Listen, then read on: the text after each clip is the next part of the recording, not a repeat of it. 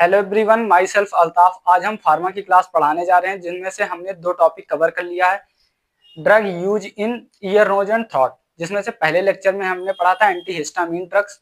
दूसरी क्लास में हमने पढ़ा था टॉपिकल एप्लीकेशन फॉर आई। आज हम पढ़ने जा रहे हैं टॉपिकल एप्लीकेशन फॉर ईयर। आइए देखते हैं। Topical application for year. Topical application for year में हम 2 मेडिकेशन पढ़ेंगे। इसमें से पहली मेडिकेशन है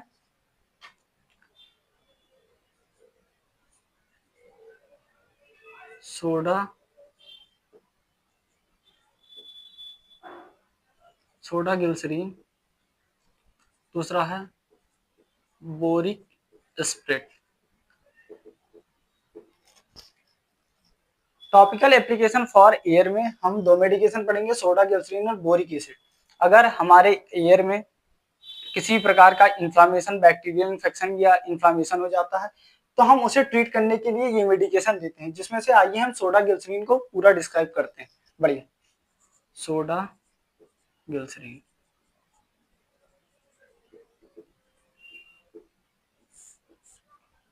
soda glycerin is a solution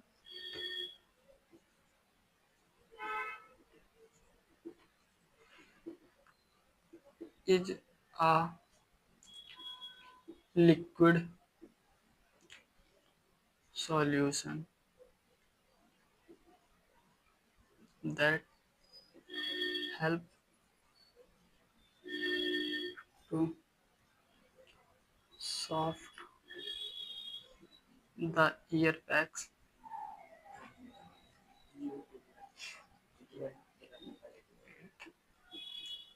also occur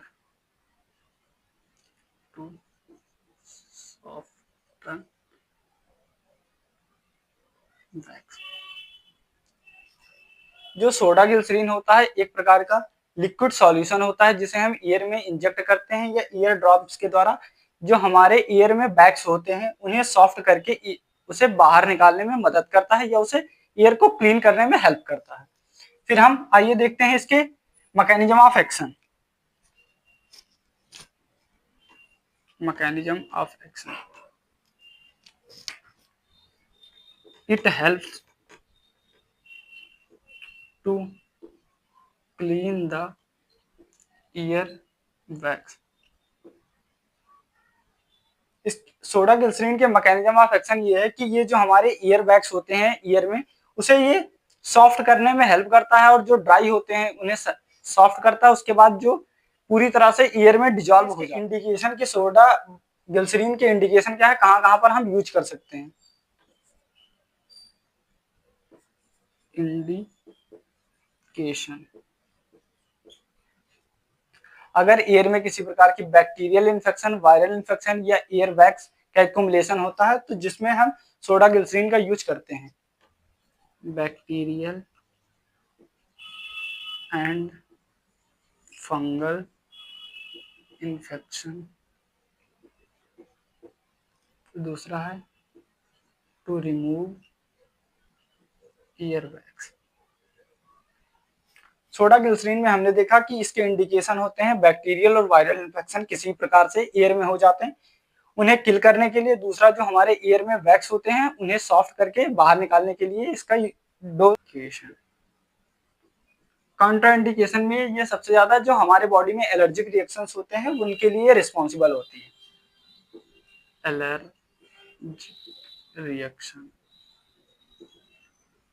contraindication के बाद हम देखते हैं इनके डोजेस एंड रूट।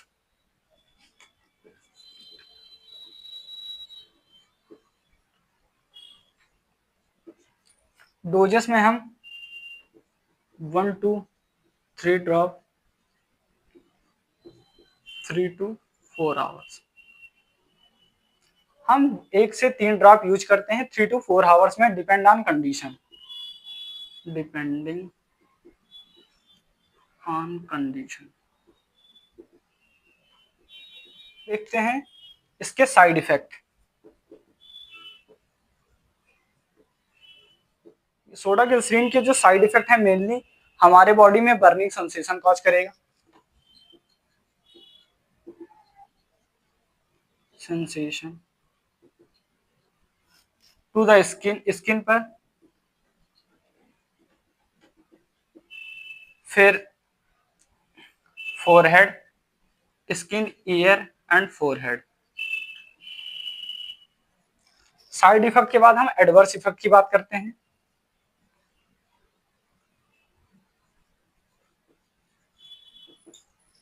कि सोडा ग्लिसरीन के एडवर्स इफेक्ट क्या क्या होते हैं। एडवर्स इफेक्ट में हमें सीवियर इरिटेशन होगा,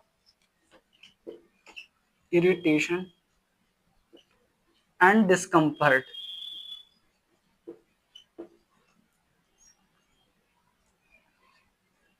डिस्कम्फर्ट, ये इसके एडवर्स इफेक्ट हो गए। तो सोडा ग्लिसरीन में हमने कॉन्ट्राइंडिकेशन, फिर डोजेस, फिर रूट, फिर form, side effect and adverse effect की बात कर ली। एडवर्स इफेक्ट के बाद हम इसकी टॉक्सिसिटी को देखते हैं। टॉक्सिसिटी, किसके ओवरडोज से हमें बॉडी में क्या इफेक्ट पड़ता है। इसकी टॉक्सिसिटी में ये हमारे न्यूनेट बच्चों को ज्यादा इफेक्ट करती है, न्यूनेटल चिल्ड्रन के लिए फेटल होती है। इसके ओवरडोज जो होते हैं वो 2 साल से कम बच्चों के लिए बहुत सारे कॉम्प्लिकेशन काज कर सकते हैं। ये इसकी टॉक्सिसिटी होगी। तो सोडा ग्लिसरीन, हमने सोडा ग्लिसरीन मेडिकेशन ली जो हमारे ईयर बैग्स को सॉफ्ट करती है और हमारे ईयर बैग्स को रिमूव करती है हमारे ईयर से। ये बैक्टीरियल इन्फेक्शन और वायरल इन्फेक्शन को भी ट्रीट करती है हमारे ईयर बैग्स। फिर हमने उसके मैकेनिज्म ऑफ एक्शन देखा कि वो हमारे ईयर में कैसे अपना वर्क करती है, indication, Contra indication, side effect and adverse effect की बात करी। फिर हम इसके दूसरी मेडिकेशन की बात करने चाह रहे हैं जो हमारे एप्लीकेशन फॉर एयर के लिए दूसरी मेडिसिन थी, boric spread. Topical application for ears में हमने देखा सोडा ग्लिसरीन, अब हम देखने जा रहे हैं बोरिक स्प्रेड।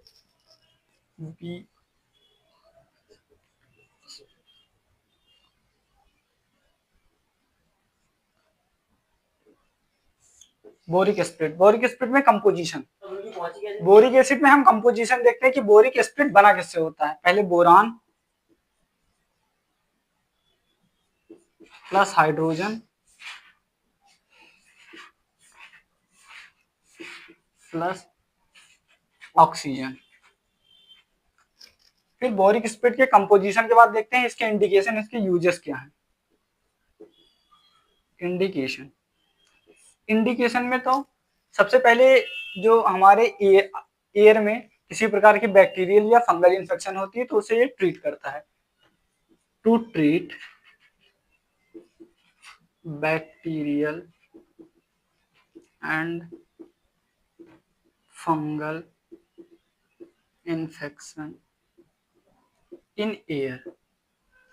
और दूसरी कंडीशन होती है ओटाइटिस एक्सटर्ना, ओटाइटिस एक्सटर्ना। हमारा जो आउटर ईयर होता है उसमें इन्फ्लामेशन हो जाता है, उसे ओटाइटिस एक्सटर्ना कहते हैं। इंडिकेशन के बाद हम देखते हैं इसकी doses and root.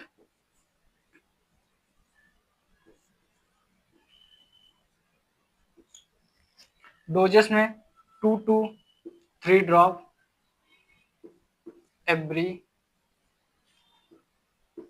3 to 4 hours.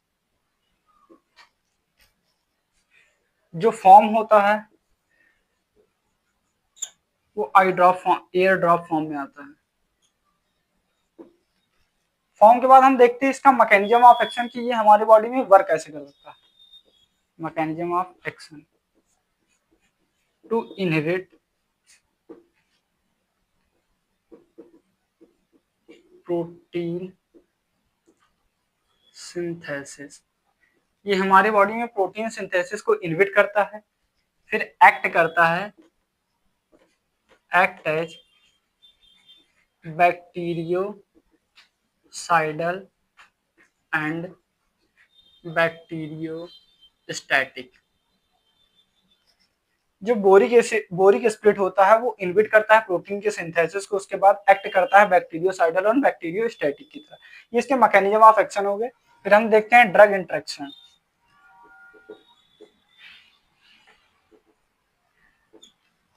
जो बोरिक एसिड होती है वो किसी भी अदर ड्रग के साथ कोई भी इंटरेक्ट नहीं करती है, तो नो नोन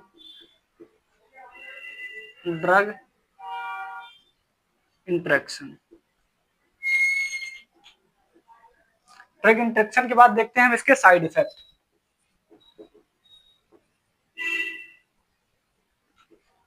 साइड इफेक्ट में हमें बर्निंग सेंसेशन फील होगा,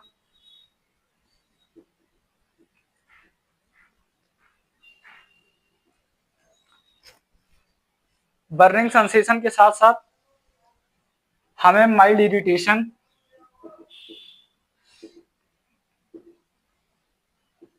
एंड इचिंग। जो बोरिक एसिड के साइड इफेक्ट हैं वो हमारे बॉडी पे बर्निंग सेंसेशन कॉज करेंगे, हमें माइल्ड इरिटेशन करेंगे, फिर इचिंग कॉज करेंगे। साइड इफेक्ट के बाद हम देखते हैं इसके एडवर्स इफेक्ट।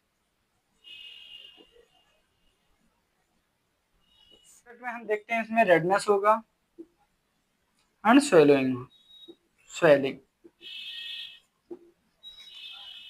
फिर हम देखते हैं इसकी टॉक्सिसिटी।